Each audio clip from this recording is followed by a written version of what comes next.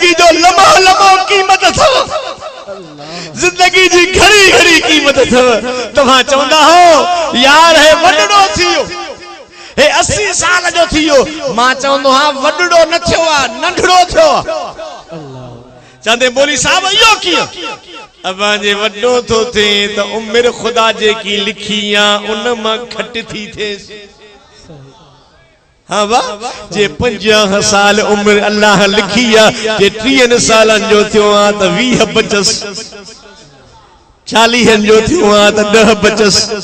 अब नंढो थियो न वडो त उहो थे जेको नओ पैदा थियो आ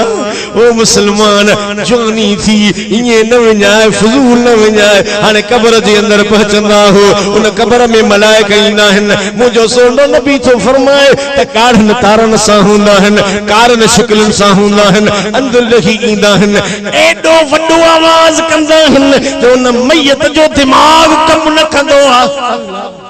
फरमाए था उथारे विहारींदा थस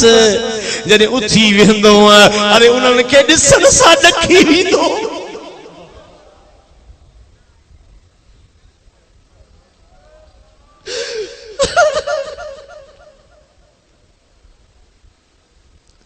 उन्हनि खे ॾिसण सां दाहूं निकिरी वेंदसि अदा दुनिया में का भला ॾिसंदो आहे त भॼी जान छॾाए अरे रड़ियूं करे जान छड़ाए तो भाईरस के सदु करे अब्बे के सदु करे माइटन के सदु करे पर यार कारण शिकलन वाला अंदर ईंदा गढ़ तारन वाला अंदर ईंदा वडे कड़कदड़ आवाज अंदर ईंदा यार वो मैयत भजे त काने भजे खुदा तो जाने दिमाग कम न कंदुसि वे मलाइका उनखे चंदा मिर रब के तुझो रब केड़ो आ वो मुसलमान भा जे दुनिया में रब करीम के राजी क्यों हुंदई जे रब करीम जी इबादत कई हुंदई जे 5 वक्त नमाज पढ़ी हुंदई जे कुरान करीम जो तिलावत कई हुंदई जे जिक्र दुरूद सलाम पढ़ियो हुंदई ते जवाब ॾेई सघंदो जे करे न पढ़ियो हुंदई त चवंदो मलाइको ला अदरी मां नथो ॼाणा मां नथो ॼाणा त केरा मुंहिंजो रब्बू पुछा कंदसि त मां दीन का तुंहिंजो दीन कहिड़ो आ अदा जे दीन में दुनिया में लाड़ो न हुजेसि इस्लाम सां दुनिया में प्यार न हुजेसि चवंदो त मां इस्लाम नथो ॼाणा अरे ये कदे मुझे महबूब करीम अचे दरवाजे खां बीहंदा चवंदसि मां तकूलु फी हक़ हाज़िर रजुल मोहम्मद इन महबूब खे दुनिया में छा चवंदे हैं यार चवंदो त साईं मां चवण कोन वतो मांस मुखे यो मोहम्मद चई वियो त नमाज पढ़ जाए मां कान पढ़ी मांस इन महबूब चयो त तिलावत कजाए हेडो सवाब थींदी कोन कयो मांस इन मुस्तफा चयो त जिक्र कजाए हेडो शान मिलंदी मां कोन कयो मांस इन जो मां चवण न वतो नबी जे प्यार करण वारो मुंहिंजो दिल पर नबी पोते मोटियो हलियो ईंदो जो अदा जद मदीने जो साईं पोते मोटंदो तो उन मैयत जे रूह के खणी मलाइका रब जे बारगाह में वीदा त महबूब बोला इन तुझे नबी के न सुञातुई इन तुझे नबी जो कदर न कई नबी जे प्यार करण वारो मुझे मुस्तफा करीम जे मोहब्बत रखण वारो त रब चवंदो त मलाइको इन रूह ते लानत विझो फिटकार कयोस वनी जमीन मलाइकन के चौ त ते फिटकार कन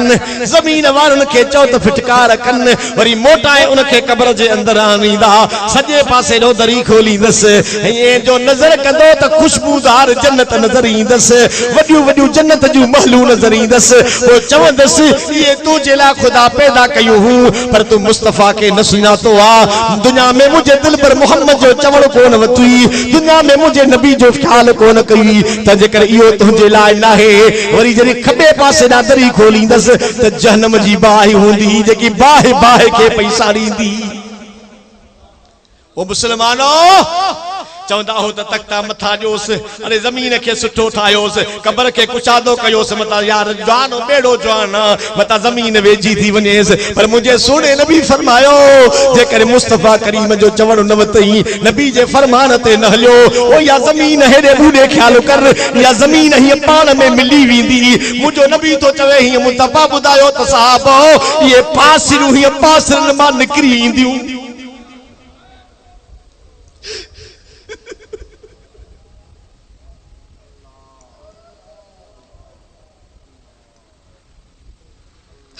ये पासियूं पासरन मा निकरी इंदियूं खुदा तो जाने कसम थी अल्लाह जो केजू रडियूं कंदो हूंदो अरे केडू त दाहू कंदो हूंदो पोछा दाहू करे चंदो त मलाइका हाने माके छजो तमा वनी रब के राजी कया वनी इबादत कया वनी कुरान पढ़ा वनी जिक्र कया हाने माके मोकल जो त मलाइका चंदस हाने इजाजत का नहीं वो चंदो भला एतरो त छजो त पोयन के त बुधा चा अरे माइटन के त चवा त मुजो ही हाल तव तवा नमाज पढ़ो मूसा ही हालत थी तव तवा त रब के राजी क्यों मुझो ही हाल थियो तव तवा त रब करीम जी इबादत कंदा कयो त मलाइका चवंदा तवा के नबी न बुधायो तवा के आलमन न बुधायो तवा के कुरान करीम न बुधायो त जे करे हाने तोखे मोकल को न था जो नबी जा आशिको ये पासरियूं पासरन मा निकरी इंदियूं अल्लाह अल्लाह अरे इहो अज़ाब जदे खत्म थींदो त वरी मलाइका इंदा वरी मलाइका गुड़ज खणी इंदा मुझो सोनो नबी तो फरमाए त उन जे मगज में गुड़ज हणदा मगज जरा जरा थी विंदो फरमाए तो मुझो मुस्तफा त उन गुड़जन में एडे ताइजावा जो मुझो नबी तो पए त जबल ऊद ते हणन त टुकड़ा टुकड़ा थी वञे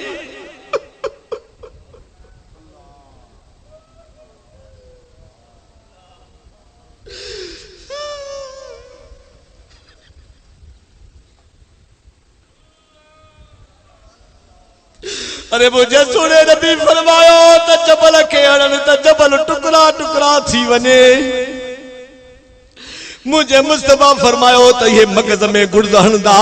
फरमायो वरी गुड़ज लगंदा वरी मगज सही थींदो वरी गुड़ज हणदा इहो अज़ाब हलंदो फरमायो जद इहो अज़ाब खत्म थींदो त रब करीम विछू मोकलींदा मुझे सोने नबी फरमायो तो न विछन जो कंध उठन जे कढन जेड़ा हुंदा मुझो मुस्तफा तो फरमाए उन मैयत के यो विछू पटींदा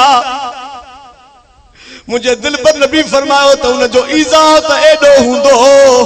जो कब्र का निकरी गो फूक जन त पूरी जमीन ते सलो साओ न जमे एडो अज़ाब हुंदो ओ मुसलमानो यो कब्र जो अज़ाब हुंदो आ पर उन्हनि जे लाइ हुंदो जेको रब करीम जो फरमान ते न हलंदो जेको रब करीम जी इबादत न कंदो जेको मुस्तफा जी बेफरमानी कंदो मुस्तफा करीम जो चवण न वठंदो खुदा उन्हनि खे एडा वॾा वॾा अज़ाब ॾींदो फी जन्नाती यतसालून अनिल मुजरिमीना मा सलककुम फिस सकर केड़े हिसाब जे करे तवा के जहन्नम में विधो वयो जन्नती पुछंदा त केड़े अज़ाब जे करे तवा के केड़े सबब जे करे जन्नत में जहन्नम में वियाहो कालो लम नक मिनल मुसल्लीना असा नमाज न पढ़दा से व लम नक मिनुत इमुल मिस्कीन असा मिस्कीनन के ताम न दीदा से रुगो पान खाईंदा से के मिस्कीनन के कोन खरायो से करे गरीब जी सार न लधी से करे पाड़ेसरी जी सार न लधी से मुसलमानो ये पाड़ेसरी गरीबन जी सार लहे त मोहम्मद करीम सार न दो सुभान अल्लाह बेशक खुदा जो कसम यतीमन के मुस्तफा करीम भाकुर में कंदा हा मिस्कीनन के भाकुर में कंदा यो खुल्के अजीमा इंशाल्लाह सुभाणे बयान कबो नबी जे प्यार करवारो फरमाए तासी ताम न खराइंदा से ऐं असां माण्हुनि सां मिठो न ॻाल्हाईंदासीं, झुकंदा कोन्हासीं। जेको ॻाल्हाए छिड़बजंसि, जेको ॻाल्हाए गारजंसि, जेको ॻाल्हाए गंद कंसि। नबी जे मोहब्बत रखण वारो, मुंहिंजे सोने नबी जे प्यार करण वारो, निमाज़ 5 वक्त पढ़ंदा कयो। अल्लाह सभिनी खे निमाज़ी बणाए। खुली चओ आमीन, ॾाढा ॾाढा चओ आमीन, खुली खुली चओ आमीन। निमाज़ 5 वक्त पढ़ंदा कयो। निमाज़ में वॾो सवाब अथव। निमाज़ रिज़्क़ में बरकत विझंदी आहे, निमाज़ इज्जत में बरकत विझंदी आहे, निमाज़ औलाद में बरकत विझंदी आहे, निमाज़ माल में बरकत विझंदी आहे। पर निमाज़ जे सदके कब्र जो अज़ाब टरंदो आहे, निमाज़ जे सदके महशर जो अज़ाब टरंदो आहे। सुभान अल्लाह। पर ॿुधो, हिकड़ी निमाज़ हूंदी आहे चुस्ती वारी, ॿी निमाज़ हूंदी आहे सुस्ती वारी। नारे तकबीर, नारे रिसालत, नारे तहकीक, नारा हैदरी, मुर्शिद हुसैन, रहबर हुसैन। नबी जे प्यार करण वारो सुस्ती वारी निमाज़ न पढ़ंदा कयो। ॾाढी पढ़ा थो जमायत हली वई। उन जे लाइ बि रब जो क़ुरान तो चए त फवैलुल लिल मुसल्लीन अल्लज़ीना हुम अन सलातिहिम साहून अल्लज़ीना। अल्लाह तो फरमाए त उन जे लाइ बि मां जहन्नम में वेल जी वादी ठाही आहे जेको निमाज़ पढ़ण में सुस्ती थो करे। पढ़े त अथो पर सुस्ती थो करे। तंहिंजे करे निमाज़ सुस्ती वारी न पढ़ंदा कयो, निमाज़ जमायत सां पढ़ंदा कयो। फरमाए त जमायत सां निमाज़ पढ़ंदा हो, हे सिपूं सिधियूं करे बीहंदा हो। रब चवंदा मलाइको केड़ा त मुंहिंजे मोहम्मद जा उम्मती ठहण था बीठा। सुभान अल्लाह, सुभान अल्लाह। खुली न चई, सुभान अल्लाह। हदीस पाक में तो अचे त मां रब जी ज़ात पाक बेमिसाल आहे। खुदाई ज़ात पाक माना रब राज़ी थींदो आहे, सुभान अल्लाह, खुश थींदो आहे त कीअं मुंहिंजे महबूब जा उम्मती सिफ़ूं सिधियूं कई बीठा आहिनि। कॾहिं सोचे त ॾिसो कीअं जॾहिं रब जी निमाज़ में सजदो कंदा आहिनि त केॾा महबूब जा उम्मती प्यारा लॻंदा आहिनि। अल्लाह, सुभान अल्लाह। खुदा जो कसम, ये निमाज़ूं तो मक्के ऐं मदीने जी। अल्लाह अल्लाह। हबीब जे मोहब्बत रखण वारो, मुझे सोने नबी जे प्यार करण वारो, मुझे दिल पर मोहम्मद जे मोहब्बत रखण वारो, नबी सां प्यार करण वारो, निमाज़ पढ़ंदा कयो। निमाज़ जूं वॾियूं बरकतूं आहिनि ऐं जेको निमाज़ नथो पढ़े उन जे लाइ वॾो अज़ाब आहे। पर जेको निमाज़ जमायत सां नथो पढ़े, जमायत सां पर घर थो पढ़े, जमायत सां नथो पढ़े, फरमाइनि था उन खे बि 12 अज़ाब थींदा। अल्लाह। घणा? 12। फरमायो त 3 दुनिया में अज़ाब थींदस, 3 कब्र में अज़ाब थींदस, 3 हश्र में अज़ाब थींदस। एक तो दुनिया में रिज़्क़ जी बरकत खत्म थींदस, ॿियो त सालिहनि नेकनि जी मोहब्बत निकिरी वेंदस, ॿियो त मुसलमाननि जी दिल में उन्हनि जे लाइ दुश्मनी पैदा थींदी। ऐं वरी जॾहिं महिल अज़ाब में मरण जे वक़्त उन जे होठे मरंदो, अज़ाब थींदो त मरण जी महिल त उन पाणी पाणी करे मरंदो, सख्ती सां साह न करंदुसि। ईमान ते खात्मे जो खदशो थींदो, माना ईमान ते खात्मो न थींदुसि। वरी जॾहिं कब्र में पहुचंदो त मुनकर नकीर जा सुवाल सख्ती सां थींदसि ऐं कब्र कारी थी वेंदसि, कब्र जी भीड़ ईंदसि ऐं महशर जे मैदान में सख्ती सां हिसाब थींदुसि। अल्लाह नाराज़ हूंदुसि ऐं जन्नत में दाख़िल थींदो। अरे जेको जमायत सां नमाज़ न पढ़े उन खे 12 अज़ाब छन, जेको निमाज़ पढ़े ही न, जेको निमाज़ पढ़े ही न उन्हनि खे केड़ो अज़ाब थींदो। जैसे गुनाह त कयूं था, हिकड़ा वीचारा गुनाह कनि त वरी ख़ुशि थियनि, केर थो ॾिसे, केर थो ॾिसे। अरे दफ़्तर खणी ईंदा क़यामत जे निहाणे, दफ्तर खणींदा, इक़रा किताबक कफ़ा बिनफ्सिकल यौम अलैका हसीबा। खणींदसि दफ्तर, हे पढ़ो छा छा कयो थी। चुप थी वई। तू चवंदेसि मां पढ़ियल ई न आहे, कीअं पढ़ंदुसि? न, अण पढ़ियो बि पढ़ंदो, अन पढ़ियो भी पढ़ंदो चौदस इकरा किताब का कफा बिनफ्स कल यौम पढ़ तुझे नफ्स छा कयो हिन ॾींहं जे लाइ छा चार कई पढ़ पढ़ छा कयो थी छा छा कम कया थी छा छा अबा हाणे तो सोली ॻाल्हि आहे तव्हां फंक्शन कयो हाणे ही जलसो आहे तव्हांजो के वीचारा मोबाइल ते था भरन पया या वरी के जलसन में या के प्रोग्रामन में मुई रिकॉर्ड थींदी आहे उहा 6 महीना साल 5 साल घर में सीडी पई आहे वरी उहा सीडी जेडी मतलब विझो तो सब को जाए न सब को दिसे नहीं फिलाणो बैठो आ ए यार वली दाद भी हुई माना सब को दिसे एड़ी सूरत सा क़यामत जे दिहाड़े तुजा अमाल नामा सामू इंदा अल्लाह ओ हे हथ ए पैर ओ हे जमीन शायद दींदई त केड़ा गुनाह कई हथ चवंदई पैर चवंदई शायद बणबई ये जमीन शाहिदी नींदई पर बुध अजो की भी शाहिदी मिलंदई अज ये जमीन तो ते शाहिदी नींदी त मुंजा अल्लाह अहमद खान बुलेदी जे गोठ में पंधड़ो करे तुझे मोहम्मद जो शान अचे बुधो सुभान अल्लाह सुभान अल्लाह अल्लाह करे या शाहिदी भी कबूल थी वनी आमीन चो हाथ मथे खणी आमीन चो दिल में खुट खुटो रखे नवे जे खुट खुटो रखे वेंदे न जेड़ो आए तेड़ो मोटने बाकी खुदा जे राजी करण ला वेंदे अल्लाह कंदो तो रब राजी थी पोंदी आमीन खुली आमीन चो नबी जे प्यार रखण वालो मुझे सोने नबी जी मोहब्बत रखण वालो उन खुदा जो खौफ सीने में रखदा कयो गुनाह तडे कयो अब लिखदा न से गुनाह कया अब्बे खा लिखी कया मता मारी माइट को लिखी कया मत मारे जे घर जो गुनाह कंदो जे घर जो गुनाह कंदो चवंदा उन जे घर जे बातन खां लिखा अरे इहो लिखण केड़ो आ अल्लाह खां लिखी गुनाह कर सैयदना अब्दुल कादिर जीलानी खुली न जी महबूब सुभानी कुतुब रब्बानी गौसे समदानी रहमतुल्लाह अलैह जो बाबो हजरत अबू साले साईं शाख जो किनारो ॾेईंदो सूफ लुढ़ंदो ईंदो पयो खौफ़े खुदा तो अर्ज़ क्या सूफ लुढ़ंदो ईंदो पाण सूफ के पकड़ियो चक हयो खाधो खाई करे दिल में ख्याल पैदा थियो अलाए कहे बाग जो सूफ मता क़यामत जे ॾेहाड़े रब पुछा करे वो केड़ो जवाब ॾींदुम वो सूफ के चक हणी बाकी सूफ हथ में खयो हथ में खणी करे रवानो थियो जाडे पानी इंदो उन पासे हलन लगो नबी जे प्यार करण वारो जिए वने छो पयो वींदे वींदे बाग उते नजर पजी वईया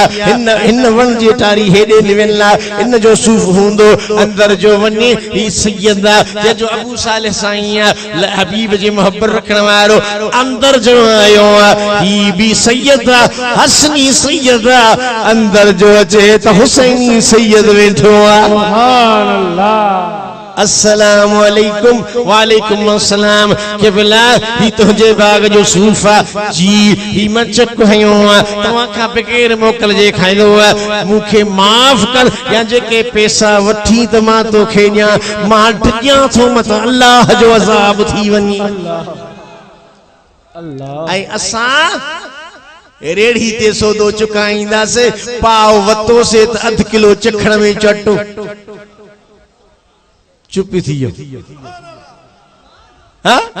या वरी जे अन्नज में अन्न खणंदा से बारियूं खणंदा से कुड़मी हुंदा से कांटो लगंदो सुभाणे कांटो लगंदो वारो कर छोरा छा थींदो जमींदार माल चटे वींदो रात हिकड़ी बती थी कुछ त खणी वणी तव्हां न तव्हां जी गाल केड़ तो करजो परेशान था थियो बोरियूं खणी वन बाबा काने अरे घर वनी अंदर लिकाए जाए न गलाए न छोरा लिक दो वन जाए गोठ वारा न दिसनी जमींदार न दिसई जमींदार जो चमचो न दिसई लिखंदो वन जाए अड़े जमींदार सा लिखंदो चोर चमचे खां लिखंदो गोठ वारे को लिखंदो अल्लाह को कीअं लिखंदी चवंदे सही पूरी न थी पए पो काॾे वञो न ॻाल्हाए अब सवाल तव्हांजे ज़हननि में थींदो पूरी न थी पई शैतान सेखारींदो तो अरे इए पूरी न पवंदई ढोई पो अछन ॾाढ़नि वारा जेके वेठा हो ये ॻाल्हायो नौजवान न अबा अगे सुखदासी थींदा हा अबा टोया मिलंदा हा टोया इए न बा टोया मिलंदा घर खणी ईंदा वो वडड़ा बेचारा थोड़ो अन्न खणी चन वो घर में छा चवन पुट शुक्र कयो हिन साल गंज थी विया है सुभान अल्लाह ये न ऐं हाणे ट्रैक्टर सगोरो आयो अग मई ज़ाल चवंदस छोरा यो वनो तो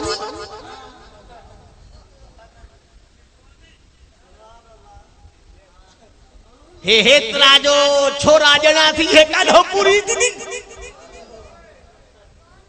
पो ट्रैक्टर बेचारो अंदर कमरो भरजी वियो असा जी अमड़ अदी के अल्लाह हिदायत कर अन्नो कढंदी बुच्चो बार के दींदी छोरा हे मुंह में थी होडो अन्न भी कटदी विंदी पो हेडो पाण अन्न कढंदी हेडो जिन्न माल चुप थी ता चौदो से असा बारहाड़ी वाला पाण ही जिन्न थी हूं ताकत जिन्न के मालूम बाबा तहां न ॾिसंदो अल्लाह जो नालो न पवंदो शैतान माल रड़ींदो पर जे करे मुजी अम्मा अन्न कढे अटो कढे घर में करे बिस्मिल्लाह के पढ़दी वने त अल्लाह बरकत विझंदो वने अब अगे अमड़ में घर में इंदी ही अन्नु इंदो बिस्मिल्लाह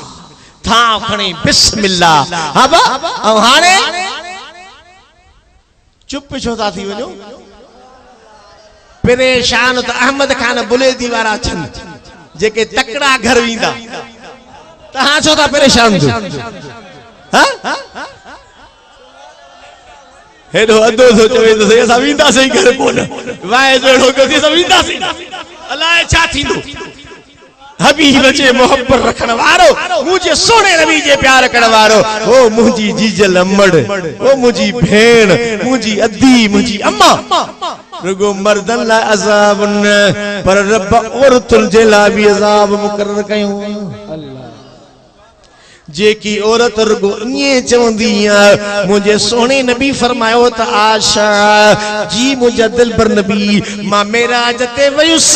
जहन्नम में घणियों औरतूं ॾिठम छो महबूब फरमायो हिक लफ्ज जे वज हदीस मां पढ़ा पार तव्हां के लगदो केड़ी फरमायो तो जिंदगी मुड़स कमायो घर में हर शय आंदई पर जे हिकड़े डी ना आंदई न हिकड़े डी ज़ाल चंदस त छा आंदो थी असाला कुछ न कई चुप थियो शादीशुदा ॻाल्हायो अवा ये चवंदी हुई न कुछ न कई छा कयो थी बचन जे लाए